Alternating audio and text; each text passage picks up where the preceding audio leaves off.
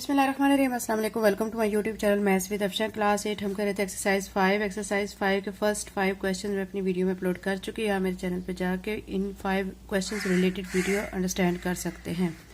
आज की वीडियो में करेंगे question number 6 to 10। Question number 6 के स्टेटमेंट है, a company buys a car worth Rs 7,50,000 for its employ. यानी एक कंपनी जो है वो कार खरीदती है 7,50,000 की। ठीक है।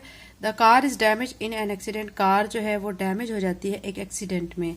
And it is sold for Rs 2 lakh. और अगर इसको बेच दिया जाता है 2 लाख का, तो कंपनी जो है what is the loss percentage borne by the company. तो कंपनी को कितना नुकसान बर्दाश्त करना पड़ा है। ठीक है।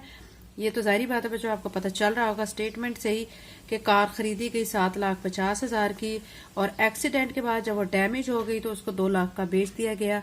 तो फिर इससे क्या फील हो रहा है आपको कि इससे कंपनी को नुकसान हो रहा है। तो वो कितनी उस नुकसान की परसेंटेज है, ये हमने फाइंड करनी है। क्वेश्चन नंबर 6 का सोल्यूशन करते हैं। क्वेश्चन नंबर 6 के सोल्यूशन में आपने बच्चों कॉस्ट प्राइस पहले लिख लेनी है। यहाँ पे मैं लिख रही हूँ कॉस्ट प्राइस। कॉस्ट प्राइस को किससे रिप्रेजेंट करेंगे? सीपी से। ठीक है। कितनी थी कॉस्ट प्राइस? 7,50,000, वो हम लिख लेंगे। ठीक है, ये मैं लिख चुकी हूँ। उसके बाद फिर हम लिखेंगे सेल प्राइस, जितने में वो बेची गई है। सेल प्राइस को किससे रिप्रेजेंट करेंगे? एसपी से। सेल प्राइस हमारी क्या थी? 2 लाख। ठीक है, यानी 2 लाख में वो बेच दी गई है।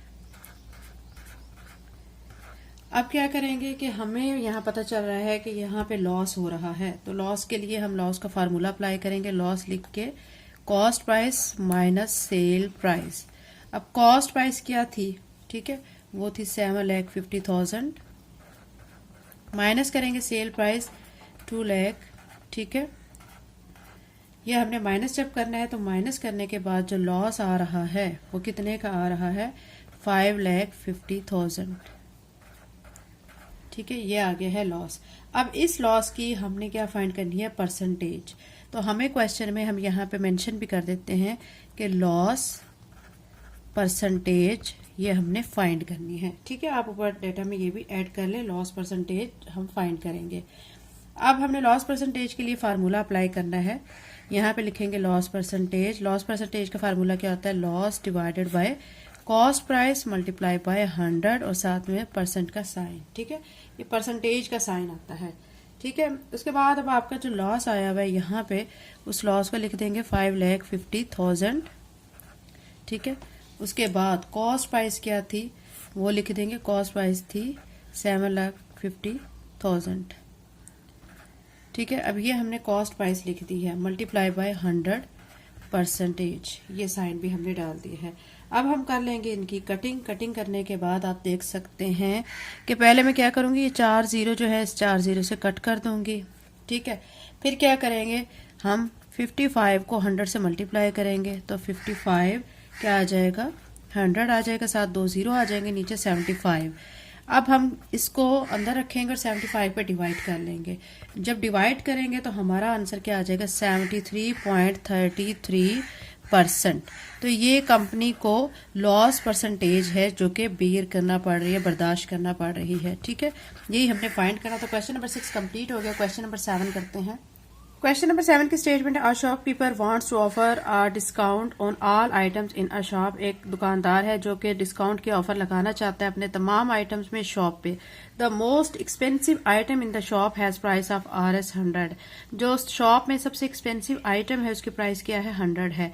What discount rate should be apply so that he does not have to loss. यानी वो कह रहे हैं कि वो क्या डिस्काउंट रेट अप्लाई करेगा जिससे उसको नुकसान भी ना हो। More than 10 on any items in the shop, यानी 10 से ज्यादा का उसमें क्या हो? नुकसान ना हो। तो ये अब हम क्या करेंगे, क्वेश्चन नंबर 7 का सोल्यूशन कर लेते हैं।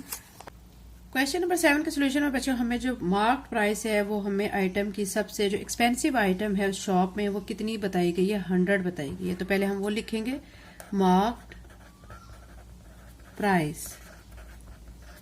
मार्क प्राइस को हम किससे रिप्रेजेंट करेंगे? MP से। कितनी बताई गई है? 100, तो यहाँ पे 100 लिख देंगे। डिस्काउंट वो कितनी देना चाह रहा है? 10 की, तो यहाँ पे डिस्काउंट हम लिख लेते हैं 10। अब हम उसकी डिस्काउंट की परसेंटेज फाइंड करेंगे। ठीक है, डिस्काउंट की परसेंटेज के लिए आपको पता है बच्चों क्या फार्मूला लगाते हैं। जब भी हमने डिस्काउंट परसेंटेज निकालनी होती है तो हम ऊपर लिखते हैं discount divided by mark price multiply by 100, साथ में परसेंटेज का साइन। अब वैल्यूज पुट कर देंगे। यहाँ पे डिस्काउंट हमें कितना दिया गया 10, ये लिख देंगे। मार्क प्राइस कितनी है 100, ये लिख देंगे। मल्टीप्लाई 100 परसेंटेज का साइन। ठीक है, अब ये जो 100 है इस 100 से हम इसको कट कर देंगे तो बाकी हमारे पास क्या रह गया है 10%। तो यानी डिस्काउंट जो है परसेंटेज में हमारा क्या आ रहा है 10%। तो यानी हम यहाँ पे लिख लेंगे discount percent is equal to 10%। यही हमने बच्चों फाइंड करना था। क्वेश्चन नंबर 7 कंप्लीट होकर क्वेश्चन नंबर 8 करते हैं। एक्सरसाइज 5 को क्वेश्चन नंबर 8 है, a seller offers a discount of 1% on all purchases up to 5000। यानी वो कह रहा है कि डिस्काउंट की ऑफर दी जा रही है, 1% दी जा रही है अगर कोई शख्स 5000 तक की चीजें खरीदता है। ठीक है, 2% on any additional purchases up to Rs 10,000। अगर कोई शख्स 10,000 तक की चीजें खरीदता है तो उसको 2% जो है एडिशनल क्या दी जा रही है, डिस्काउंट ऑफर दी जा रही है।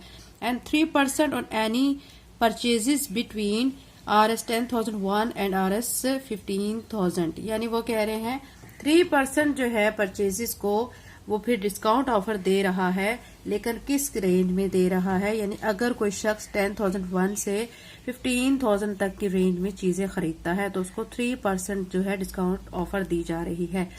How much discount is earn by a person, एक ऐसा शख्स, ठीक है, कितनी उसको डिस्काउंट उसको दिया जाएगा, who boys goods worth Rs 12,000, जो कि 12,000 की चीजें खरीदेगा। यानी अगर 5,000 की कोई शख्स खरीद रहा है तो उसको 1% दी जा रही है, 10,000 तक वालों को 2% दी जा रही है और 10,000 से 15,000 के दरमियान वालों को 3% दी जा रही है। अब यहाँ पे जो पर्सन है वो 12,000 की चीजें खरीद रहा है, उसको फिर कितनी डिस्काउंट दी जा रही है। क्वेश्चन नंबर 8 का सोल्यूशन करते हैं। क्वेश्चन नंबर 8 के सोल्यूशन में बच्चों पहले आपने यहाँ पे लिख लेना है गुड्स वर्थ, यानी उसकी जो चीजें हैं उनकी जो मालियत है, जो टोटल कीमत खरीद है वो कितनी है Rs 12,000। ठीक है, ये मैं यहाँ पे लिख चुकी हूँ। फिर आपको पता है, आपको क्वेश्चन में कहा गया डिस्काउंट ऑन Rs 5,000, यानी अगर 5,000 तक की चीजें होती हैं तो उन पे डिस्काउंट 1% दिया जा रहा है। ठीक है, तो अब 1% डिस्काउंट के लिए हम क्या करेंगे, 5,000 लिख के मल्टीप्लाई बाय 100 लिखेंगे। अब उस शख्स ने 12,000 की चीजें खरीदी है तो जाहिर बात है उसमें 5,000 की लिमिट भी आ रही है, 10,000 वाली जो डिस्काउंट ऑफर है वो भी आ रही है और 3% डिस्काउंट ऑफर जो कि 10,000 से 15,000 की रेंज में थी वो भी ऑफर उस पर अप्लाई हो रही है। तो हम 1 बाय 1 इन तीनों ऑफर्स को देख लेते हैं कि उसने टोटल कितना डिस्काउंट हासिल किया है। अब यहाँ पे 5,000 की वाली ऑफर हम अप्लाई कर रहे हैं, 1% है तो 1 बाय 100 लिख के क्या करेंगे, ये 2 जीरो इस 2 जीरो से कट कर देंगे, बाकी रह गया 50, इसको 1 से मल्टीप्लाई करेंगे तो 50 आ जाएगी। यानी 5,000 की चीजें जब उसने खरीदी है तो उसको 50 रुपीज का डिस्काउंट हुआ है, 1%। ठीक है, अब क्या करेंगे हम, डिस्काउंट ऑन Rs 5,000 टू 10,000, यानी 5,000 से 10,000 की चीजों पर उसको डिस्काउंट की ऑफर है 2%। तो अब क्या करेंगे, 5,000 लिख के मल्टीप्लाई बाय 2 बाय 100 कर देंगे। अब ये 2 जीरो इस 2 जीरो से कट कर देंगे, बाकी 50 रह गया, इसको मल्टीप्लाई करेंगे 2 के साथ तो Rs 100 आ जाएगा। यानी उसको जो 2% डिस्काउंट हुआ है यहाँ पे 100 हो चुका है।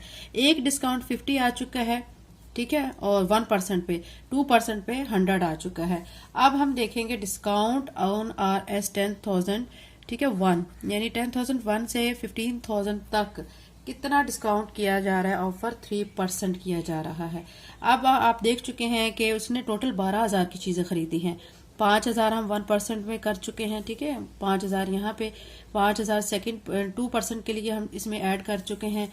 अब हमारे पास बाकी क्या रह गए हैं, 2,000। ठीक है, यानी 5 10,000 हो चुके हैं, 12,000 में बाकी कितने रह गए हैं, 2,000 यहाँ पे लिखेंगे क्योंकि हम 3% वाली अब डिस्काउंट फाइंड कर रहे हैं। 2,000 लिखने के बाद मल्टीप्लाई बाय 3% है तो 3 बाय 100 कर देंगे, इसकी 2 जीरो इस 2 जीरो से कट करेंगे, बाकी रह जाएगा 20 को 3 से मल्टीप्लाई करेंगे तो 60 रुपीज आ जाएगा। यानी तीनों जो ऑफर थी ना, 1%, 2%, 3%, उस पर 1 बाय 1 हमने फाइंड कर ली है। फर्स्ट पे आ रही है 50 रुपीज, 2% वाली ऑफर जो है उस पर डिस्काउंट 100 का आ रहा है और 3% वाली जो ऑफर है उस पर डिस्काउंट 60 रुपीज का आ रहा है। ठीक है, हमारे पास 3 डिस्काउंट आए हैं, एक तो 100 वाला आया है, एक यहाँ पे 50 का आया है और थर्ड पे हमारा कौन सा आया है आप देख सकते हैं 60 का आया है। अब हम क्या करेंगे, उन्होंने हमसे यही कहा था कि टोटल डिस्काउंट जो उसको हो रहा है वो बताएं। तो अब मैंने यहाँ पे लिख लिया टोटल डिस्काउंट। तो इज इक्वल का साइन डालने के बाद आपने जो तीनों डिस्काउंट आए हुए हैं ना उनको लिख के प्लस कर देना है, 50 प्लस 100 प्लस 60। तो टोटल उस शख्स को 12,000 चीजें खरीदने पर कितने का डिस्काउंट हो रहा है, 210 रुपए का। ठीक है, ये बच्चों इस क्वेश्चन का आंसर था। क्वेश्चन नंबर 8 कंप्लीट हो गया। क्वेश्चन नंबर 9 करते हैं। क्वेश्चन नंबर 9 की स्टेटमेंट है, how much premium does mister Hasan pay if he has a life insurance policy of RS। ठीक है, कितने बन रहा है यहाँ पे, 1 करोड़ 20 लाख। ठीक है, इसको काउंट करेंगे ना तो ये 1 करोड़ 20 लाख बनेगा। And the premium rate is 2%। वो कह रहे हैं कि बताएं उसको लाइफ इंश्योरेंस की पॉलिसी मिस्टर हसन ने करवाई है। ठीक है, तो उसमें जो प्रीमियम रेट जो है 2% कहा गया है। तो आप बताएं उसने टोटल कितने की करवाई है, 1 करोड़ 20 लाख की। तो बताएं कि उसका 2% जो है प्रीमियम रेट पर उसको कितने पे करने पड़ेंगे। ठीक है, इसका क्वेश्चन नंबर 9 का सोल्यूशन करते हैं।